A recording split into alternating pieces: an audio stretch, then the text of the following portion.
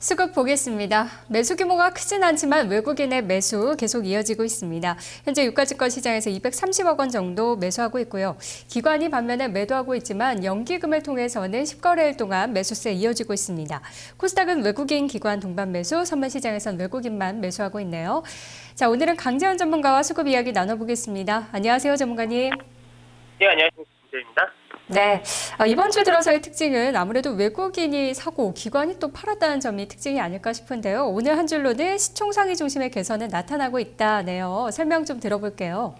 네, 사실 이제 어저께 시장에서도 어느 정도 나타났었는데 오늘 제가 시총 상위주 중심의 개선이 뚜렷하다라고 말씀드린 것은 어제도 국내 시장에서 외국인들이 아주 오랜만에 시총 비차익 순매수가 대규모로 좀 들어왔었는데 그 중심에 IT와 자동차가 들어왔었다는 거죠.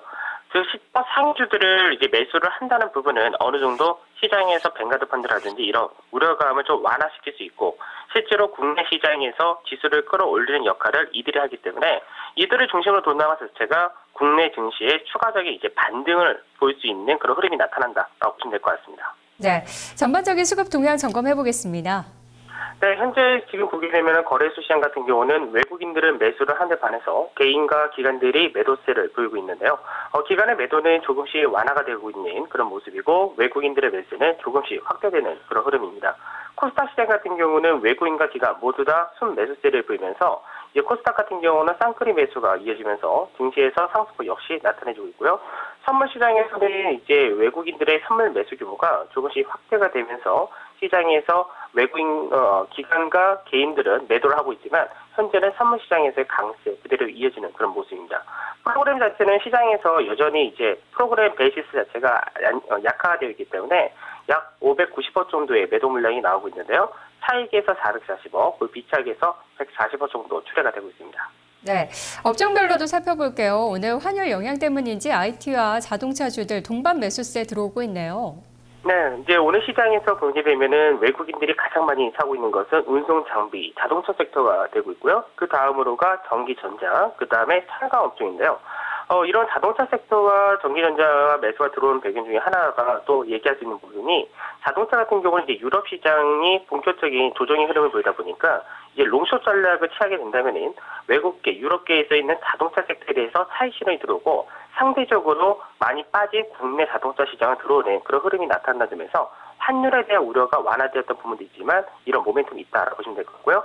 그 다음에 외국인들의 매도세가 나오고 있는 그런 종목들은 화학과 건설, 전기가스 이런 유틸리티 섹터가 되겠는데 건설 같은 경우는 아무래도 이제 실적 악화라는 모멘텀이 좀 하락세를 좀 부추긴다라고 보시면 될 것 같습니다.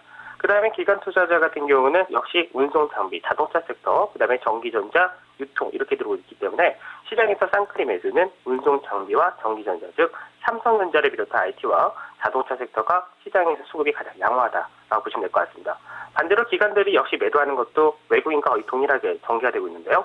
화학과 건설 그리고 통신 이렇게 매도세를 보이고 있기 때문에 화학 업종이 아직까지 업화인 개선이 좀 부족하다라는 부분이 시장에서 역시 매도 물량이 나오고 있다 이렇게 보시면 될 것 같습니다. 네, 화학은 중국을 조금 더 확인하려는 움직임도 있는 것 같아요. 자, 오늘 매수해주고 있는 외국인이 키맨인가요? 네, 오늘 시장 이제 어저께부터 조금씩 바뀌는 흐름이 좀 나오고 있는 것이 나타나기 때문에 결국 시장에서 국내 증시에서 기관 투자자들은 사실 매수를 할 수 있는 여력이 좀 제한적이죠. 그러다 보니까 외국인들이 시장에서 매도 물량이 좀 완화가 되고 매수를 하게 되는 그런 흐름이 나오게 된다면 당연히 증시는 반등이 나올 수 있는 그런 여건이 되는데요.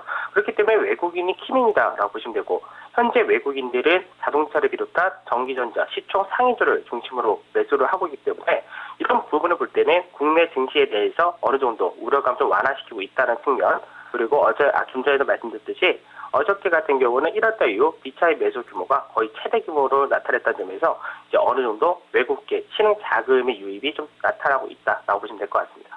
네, 그동안 수급 관심주로 말씀해 주셨던 삼성전자, 현대차 오늘 힘을 내고 있는데요. 오늘은 어떤 종목 공략해볼까요? 네, 똑같습니다. 시장에서 우선은 지수 자체가 반등을 나오기 위한 가장 첫째 조건이 우리나라 시장에서 가장 큰 비중을 차지하고 있고 하락의 중심에 섰었던 것이 삼성전자를 비롯한 IT와 자동차였기 때문에 이들 섹터가 먼저 반등이 나온 것이 순차적인 흐름이 되겠죠. 그러다 보니까 삼성전자는 오늘 강세 흐름이 그대로 나타나고 있는데 삼성전자보다는 오늘은 신규로 접근하는 관점에서는 삼성전기를 말씀이 드리도록 하겠습니다.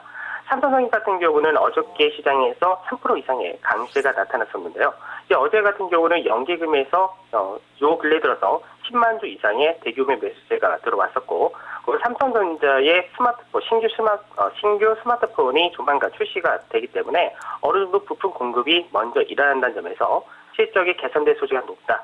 그리고 현재는 낙폭 과대에 따른 기술적 반등 구간이기 때문에 현재 가격은 92,800원 정도 실거래에서 왔다 갔다 하고 있는데 92,500원 전후에서 매수로서 말씀드리고요. 단기적인 목표가로서는 97,000원, 그리고 손절가로서는 9만 원을 제시를 해드리도록 하겠습니다. 네, 알겠습니다. 전문가님 말씀 고맙습니다. 네, 감사합니다. 네, 오늘 수급 관심주 삼성전기를 꼽아 오셨네요. 어제 거래 실리면서 좀 의미 있는 반등을 보여줬는데요. 현재가 92,800원 정도인데 92,500원 정도 눌림목 있을 시 접근 가능하다는 전략입니다. 목표가는 97,000원, 손절가 9만 원으로 제시했습니다. 수급 나우였습니다.